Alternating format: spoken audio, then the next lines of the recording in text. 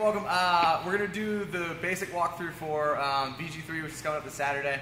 We're not going to get too much into detail, guys. We're going to try to go relatively quick. It's really simple this year, so it shouldn't take too much. Event 1 is double unders and hang clean thrusters. So you're going to split the team up into 3 guys and 3 girls. Each group, the guys and the girls, will get a barbell, 1 jump rope they can use, and the necessary weights they need to get through the ladder, which the weights are already posted, so you guys can handle that as far as that goes. So the guys and girls will work separately of each other, okay? You bring the jump rope, but you're only allowed to use 1 jump rope. Cool? I've had that question like 90 times, 1 jump rope. The way this works is really simple, guys. You're going to have a barbell, collars, the weights you need. It's going to be stripped down right out of the gate. At the drop of 3, 2, 1, go, you start double unders. So he's going to go through double unders. We know the basics behind that, guys. Rope has to pass under your feet twice. Once he finishes 30 double unders, then we can start racking the weight. So anybody can rack the weight, anybody can be helping, whatever. There's no rules on that stuff. Everything has to be collared. Once we get the collars on, it's hang clean thrusters, right? So he's going to go ahead, he's going to show deadlift and control for the lockout. He can do any position above the knee. He's going to go all the way through the motion, hit, bottom of the squat, drive all the way up. Good call from the judge. Weight can come down. Wait for the good call. The next person's going to come up. They're going to do the same exact thing. You are allowed to do a power clean into a thruster. So I get myself into full lockout, dead hang. I go up. If I want to, I can power clean. Then I can go through my thrust. Good call from the judge. Goes back down. What I cannot do, if I miss the press, I cannot bring it back to my shoulders and just repeat the shoulder to overhead. So if you don't complete the thruster straight out of the hole all the way to the top, you have to reset the entire thing, do the clean over again, then do the thruster, okay? Once all 3 people have gone through on the bar, you're now up to 60 double unders. Doesn't matter who does the double unders, guys. You can trade as much as you want. They don't have to be unbroken. They just all have to take place on one. We strip down, next weight goes on, everybody goes at it. If somebody can't do the weight, that's perfectly fine. You can take as many attempts at it as you want. But if you decide to move up and do your double unders and add your next weight, they are no longer allowed to assist with the thrusters. They got the highest weight they could get. They can, however, help with the double unders, and they can help you guys load. They're just not allowed to touch the bar again as far as that goes. So that's going to be event 1, 10-minute cap.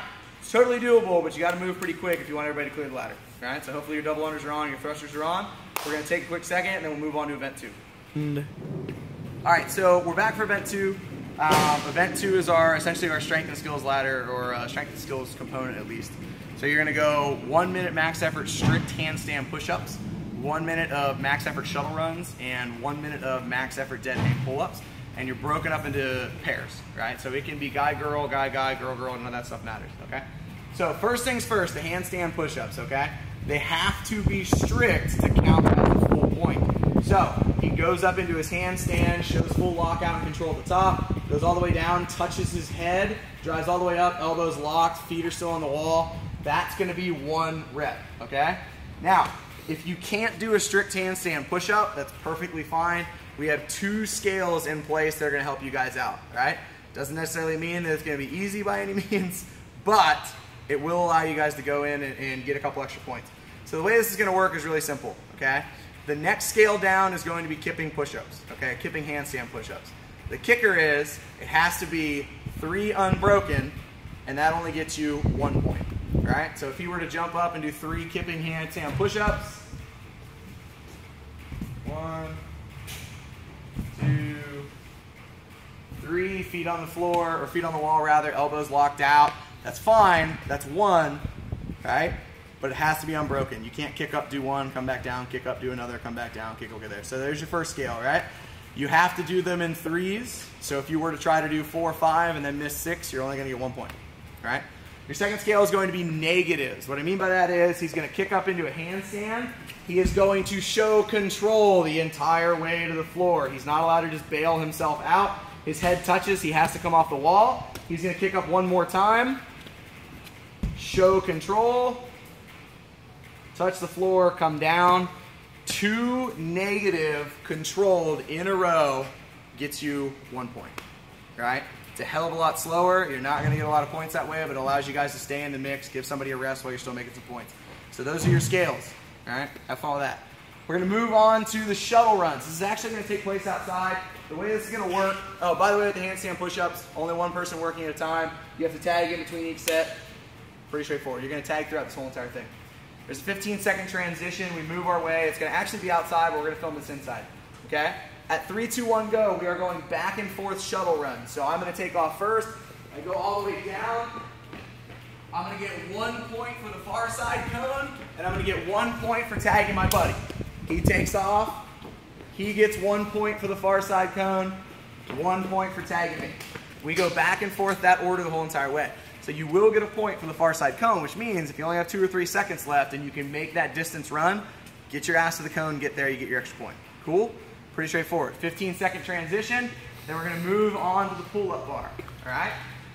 Dead hang pull-ups right out of the gate. So he goes into a full dead hang position, strict, lifts his feet up off the ground, elbows locked out, chin over the bar, all the way back down, chin over the bar, all the way back down. If we wanna switch out, he comes and tags me, I get on the bar, same exact thing goes, okay? Obviously, any attempt that you start with your elbow bent or don't get over the bar doesn't count, all right? 5 to 1 kipping pull-ups. So you do 5, you get 1 point. Pretty straightforward, simple, all right? After that, everybody cycle through the whole entire thing. There's gonna be a little bit of a staggering in that, but we'll deal with that when we get to it, but that's pretty straightforward and simple, guys. All right, guys, so we're back for event 3, toes to bar, hang cleans, and bar over burpees, right? So, we have 3 athletes for this one. It's every minute on the minute a new athlete starts. They have to go through the whole entire cycle from the top, right? So we're gonna start here really basic and simple, guys, with toes to bar. You should know the rules of this stuff by now. Feet have to cross the plane of the rig on the way down. Both feet have to touch the pull-up bar at the same exact time in between the hands. No tap tap or anything weird, no missing. As long as some point of your foot makes contact with it, we're good to go, right? So you do 7 of those. You come off of that, you come straight to your barbell. You're gonna come up, show your deadlift, and then you're gonna do 2 hang full cleans, right? A hit, end up in the hole, come back, hit, end up in the hole, come back. Once I get a down signal, we're good to go. We can move on bar over burpees. Chest touches the floor. You must jump off 2 feet, land on 2 feet with your head up. You're not allowed to do any weird super frogging over the frickin' thing. Okay, get your chest relatively up. You don't have to show full extension, but you gotta get your head and your chest up. Jump off 2 feet.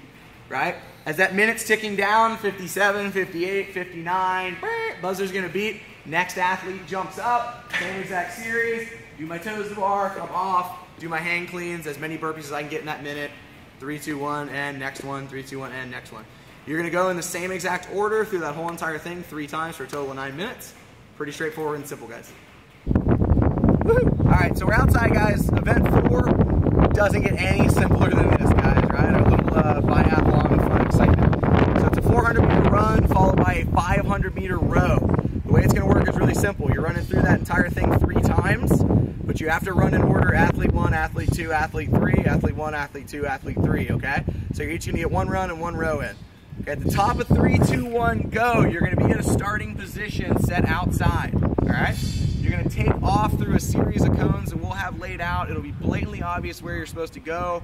Don't cut corners, don't go around it, or my judges are gonna hit you in the shins with baseball bats, and that's not good, all right?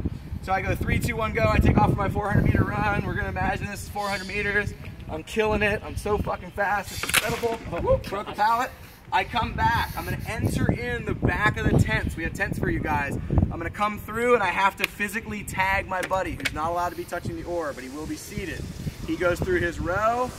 Awesome sauce, 450, he hits. I'm ready to go. Athlete 3 tags me, takes off. Athlete 3 comes back. By that time, athlete 1 will be back on the rower, or will be on the rower. I tag them, they start to row, they finish, tag athlete 2. It runs that same exact order the whole entire way out, guys. There's a 10-minute cap on that one. We've tested this one twice now. Both of them are pretty much around the 9-minute mark, so plenty of time to get through that stuff. You'll know exactly where you need to be, exactly what lanes you'll be going in and out of. That'll be really obvious day of, so pretty straightforward, pretty simple, guys.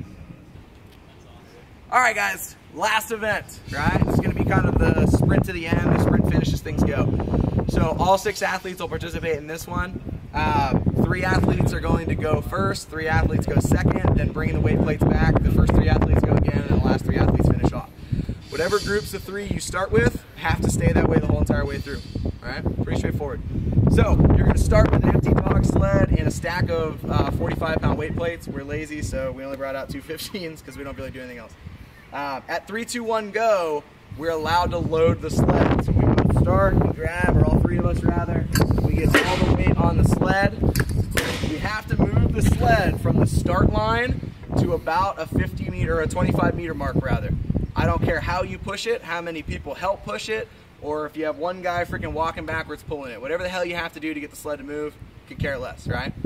So I get down in, let's say I'm gonna go ahead and push, so I go to push, we're going. We're gonna cross a very obvious line stopping at our kettlebell, okay?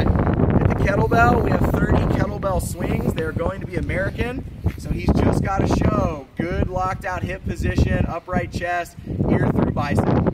We're not looking for anything crazy. I'm not paying attention to the angle of the kettlebell or anything dumb. I also don't want to stand in this position. So elbows locked out, or hips rather, locked out pretty good. Bicep in line with the ear is going to be a pretty good rep. We can break that up however we want. Doesn't matter who pushes, doesn't matter who swings. We just get 30 done. When we finish our 30, we go back to the sled and we push it even farther. And we're going to get to our sandbag. We have to do our sandbag squats before we're allowed to unload the sled, okay? This is a representation of the sandbag we will be using, but this is not the sandbag you'll be using. You must hold the sandbag in some type of bear hugged front racked position. You're not allowed to rest it on your shoulders in any way, shape, or form. You're not allowed to put it on your back. It's got to be gripped in front with the arms, all right? We'll talk about standards about that when we get to our actual meeting. Through squats, guys, pretty straight, simple, and forward. We know the drill. Hips below parallel, stand up, lock your hips at the top. Again, we break through 30, nothing too crazy, all right? Once we finish our 30th rep, we get the good call. We're allowed to unload the sled. Weight off, weight off. We're gonna run the empty sled all the way back to the start line. So we push, push.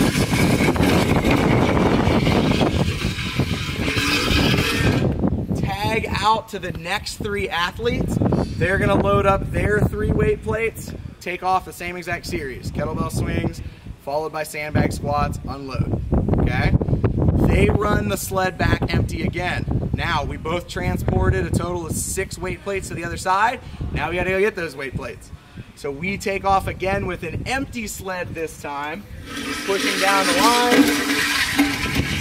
Stop here, 30 kettlebell swings. Once we finish that, pushing down the line. Stop here, 30 sandbag squats. We load our weight plates back up. Turn the sled around, run it back.